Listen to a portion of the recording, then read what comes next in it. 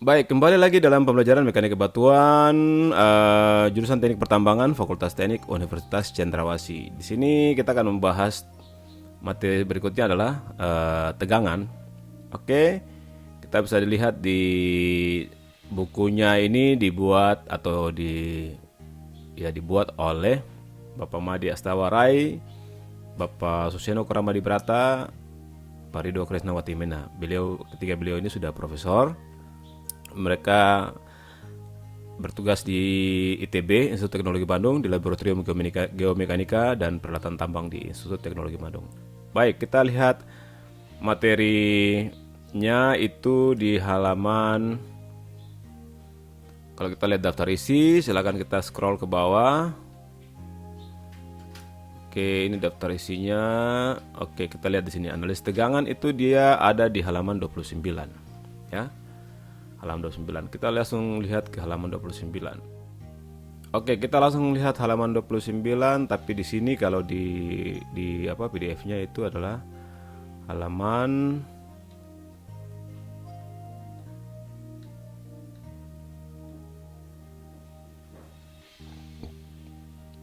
halaman 58. Oke, kita lihat di halaman 58. Tapi sebelum kita masuk ke halaman 58, kita akan melihat dulu materi yang kemarin. Oke, kalau tidak salah kemarin di sini ya, kita sampai di matriks atau matriksnya ini, matriks apa? Matriks rekayasa batuan yang dikemukakan oleh Pak Hudson, Harrison and Hudson.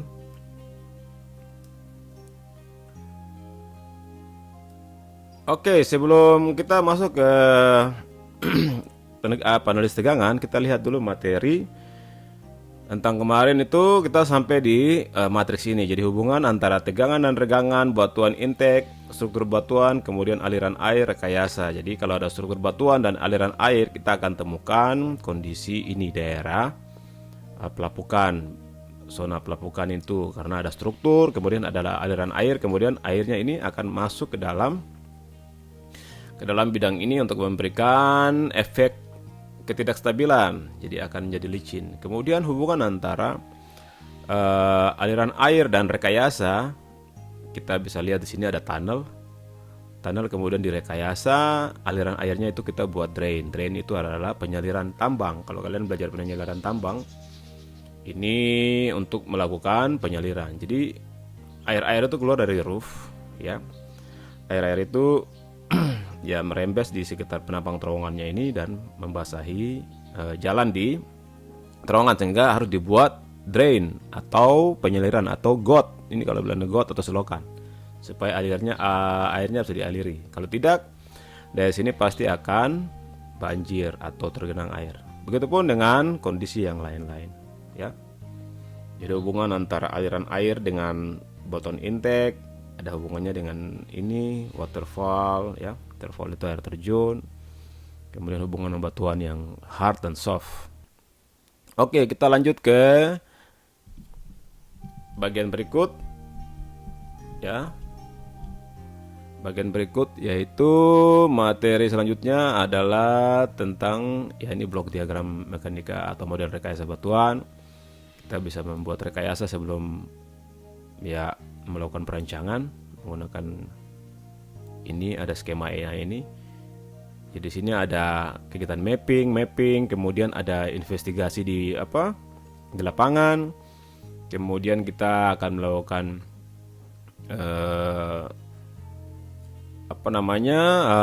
pre-existing standard metode standar untuk melakukan perancangan. Kemudian analisis metode dengan stres sebagai dasar tegangan atau tegangan yang ada pada batuan. Kemudian yang kategori C ini kita akan melakukan penyelidikan dengan numerical method atau metode numerik, finite element method atau distinct element method, ya, elemen tak terhingga. Kita menggunakan persamaan elemen tak terhingga untuk menghitung tegangan-tegangan. Kemudian ada juga kita menggunakan klasifikasi massa batuan, ada RMR, Q-system, dan GSI, sehingga kita dapat melakukan rancangan konstruksi. Oke, nanti untuk perancangannya itu kita bisa pelajari lebih dalam. Kemudian berapa ciri mekanika batuan di sini? Jadi di alam itu massa batuan terdiri dari sekelompok batuan utuh dan masing-masing dipisahkan oleh diskontinuitas. Sebenarnya itu di alam itu sebenarnya batuannya itu adalah batuan yang kompak sebenarnya. Ini kalau gunungnya seperti ini, batuannya kompak, tapi karena adanya aktivitas pergerakan bumi, gempa, sehingga ada terjadi retakan-retakan di batuan itu, atau di apa yang disebut dengan massa batuan. Kalau kelompoknya besar begini adalah massa batuan. Sedangkan kalau yang skala kecil, mikro atau batuan utuh, itu adalah seperti sampel ya, sampel batuan yang kita bawa, kita cetak di lab, kemudian berbentuknya seperti silinder. Oke, nanti kita pelajari lagi. Kemudian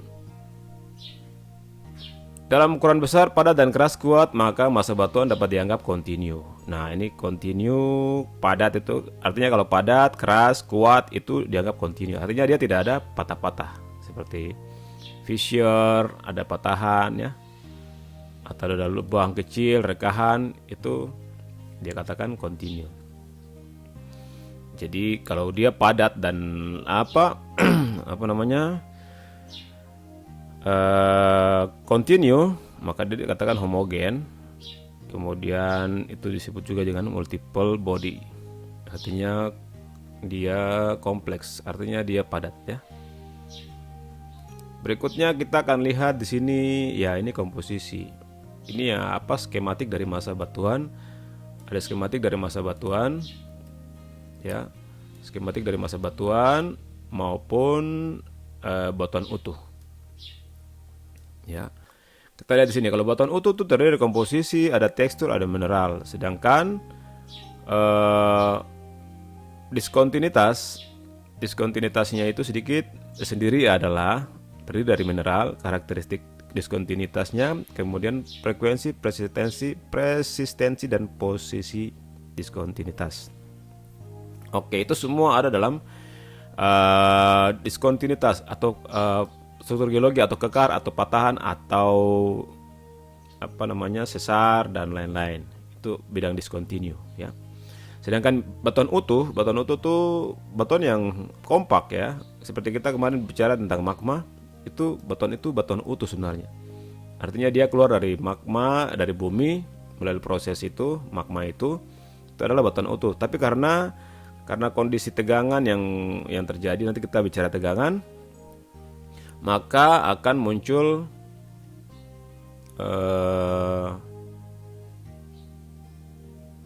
diskontinuitas. Oke. Dari hubungan antara batuan utuh dengan diskontinuitas ini kita akan mendapatkan akan adanya massa batuan. Oke. Berikut di bawah sini adalah kondisi di mana sistem batuan atau single body dan multiple body oleh Bapak Jumix yang mengatakan bahwa kalau fissure adalah seperti ini, kalau single body adalah seperti ini. Artinya tidak ada rekan-rekan. Fissure itu ada banyak blok-blok, ada sekitar dua kekar yang berada pada blok tersebut. Kalau dia very fissure poly body rock system, artinya dia mempunyai banyak kekar-kekar. Kemudian kalau articulate rock system, artinya ada bentuk batuan yang mempunyai pori-pori yang cukup banyak ya. Oke, itu tipe-tipe batuan di alam. Nanti kalian bisa melihat atau melakukan penyelidikan tentang apa tuh single body, fissure, very fissure, dan articulate rock system. Kita lanjut saja. Kemudian pengaruh geologi. Ya, pengaruh geologi terhadap batuan ini sangat besar ya, sangat besar sekali pengaruhnya. Oke, pengaruhnya sangat besar, dimana kalau geologi itu terjadi akibat adanya perubahan-perubahan yang terjadi pada bumi, entah itu gempa atau tektonik ya.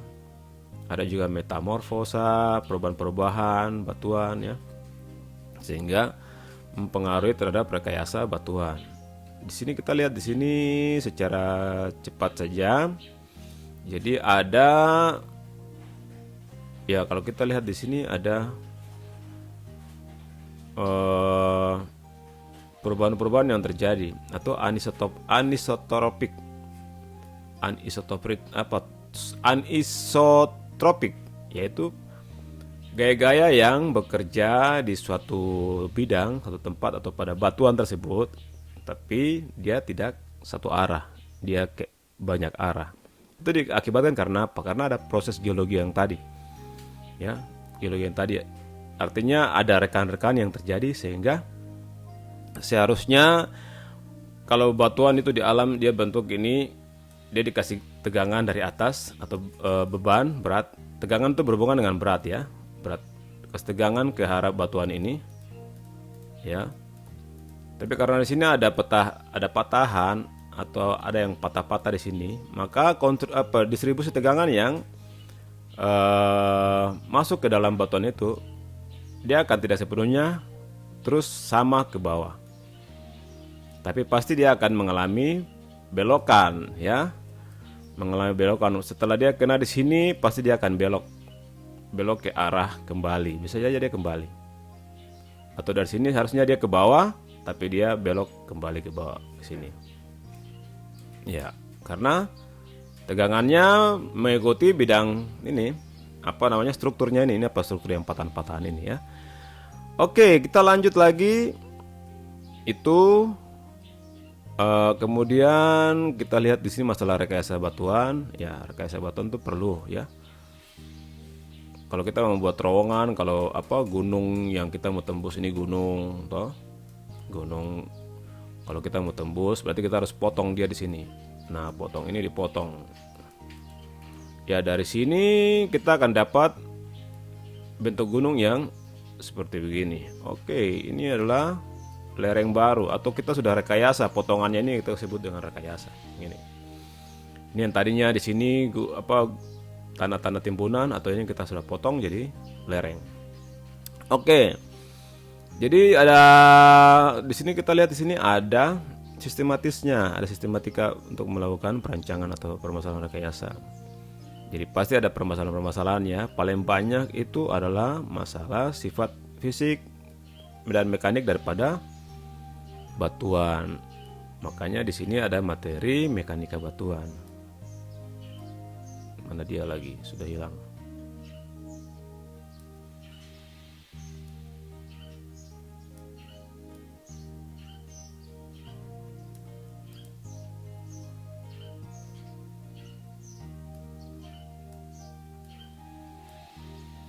Oke, kita lanjut.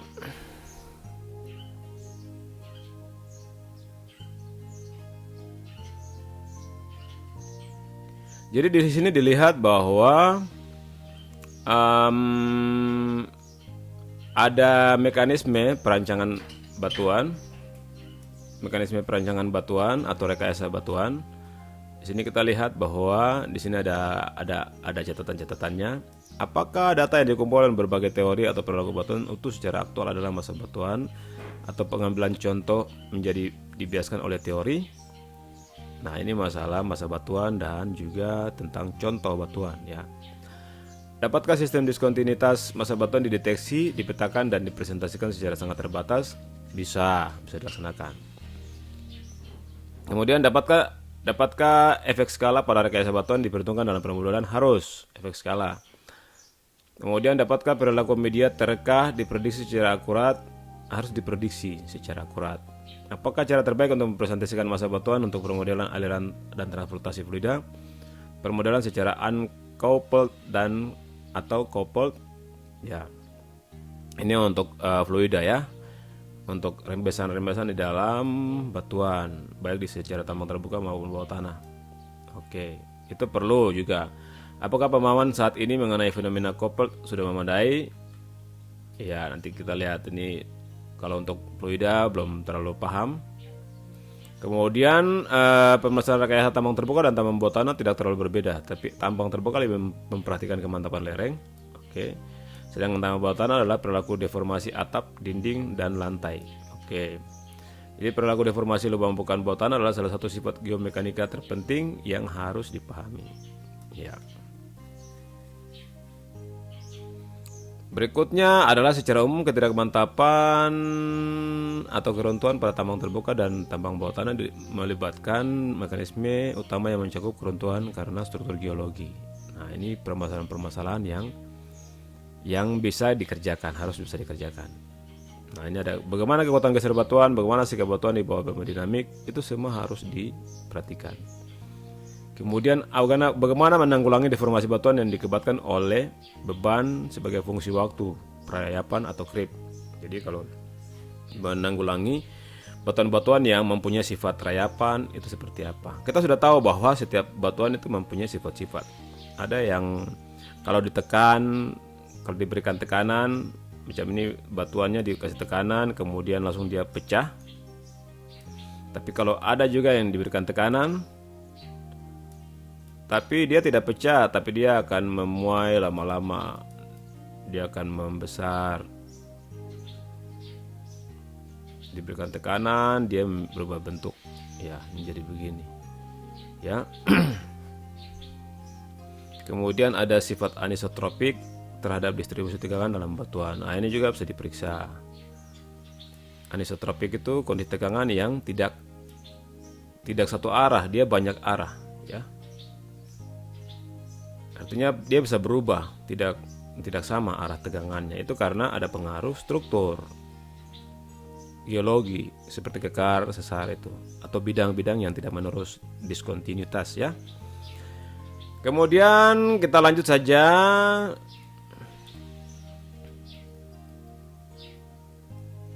Berikutnya adalah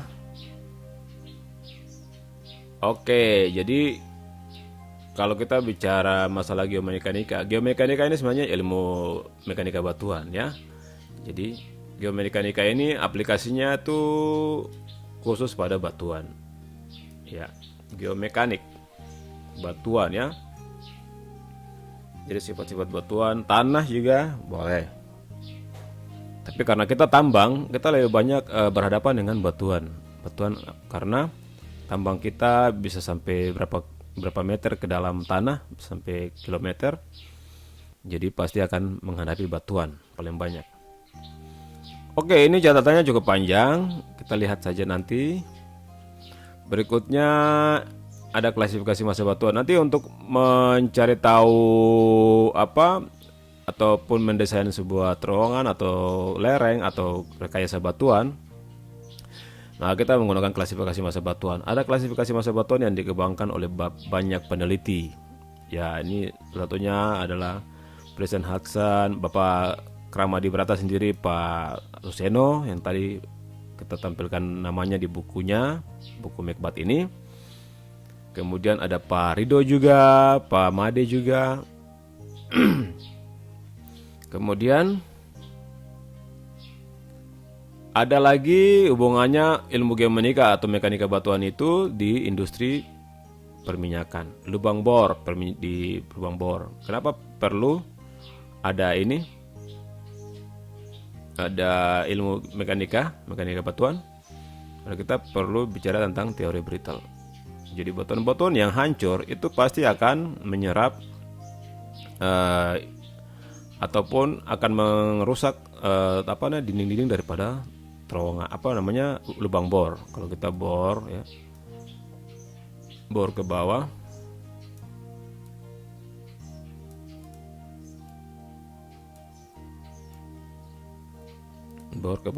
kalau dindingnya ini rusak atau batuan-batuannya ini batuan-batuan yang rusak atau yang brittle, pasti akan menutupi lubang-lubang ini, ya, atau gampang sekali memberikan efek tekanan yang tidak stabil, ataupun itu yang tadi tegangan-tegangan anisotrop itu, ya.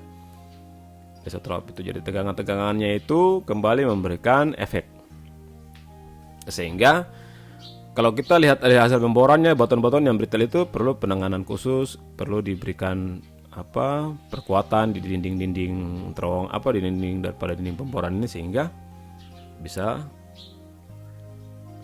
lebih stabil untuk proses pengambilan minyaknya. Oke, kita lanjut lagi. Berikutnya itu ya, ini ruang lingkup mekanika batuan atau rock mekanik, atau tadi geomekanik. Kalian bisa baca-baca.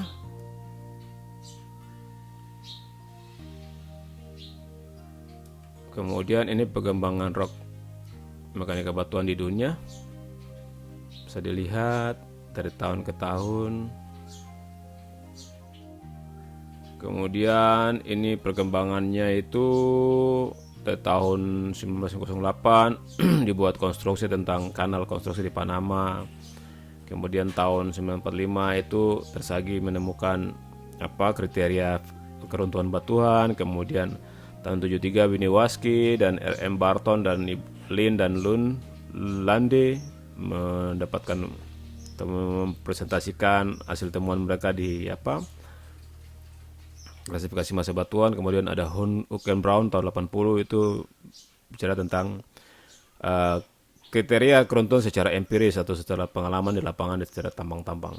Oke, selanjutnya lagi perkembangan tahun 73 di Colombordex itu mereka membuat rock test. Kemudian ada shear strength kriteria, subway construction, ada konstruksi. Tahun 1826 itu mereka membuat terowongan. Kemudian ada tahun 84 ada membuat kanal di Panama sampai sekarang tahun 1990. Oke, sedangkan di mekanika batuan Indonesia itu sejak tahun 1960 ini sudah diajarkan di prodi ITB. Kemudian proyek riset yang biasa dikerjakan oleh mekanika batuan ITB itu mereka sudah melakukan proyek ini tahun 82 di PLTA Siguling. Kemudian ada proyek PLTA. Kemudian mereka melakukan dari ITB melakukan aktivitas atau kegiatan monitoring di terowongan menggunakan borehole, extensometer dan konvergenmeter. Kemudian pada tahun 80-an, pertengahan 90-an ini ada pemantauan lereng, prisma, weight balance. Kemudian dan riset-riset geomekanika yang lainnya ya.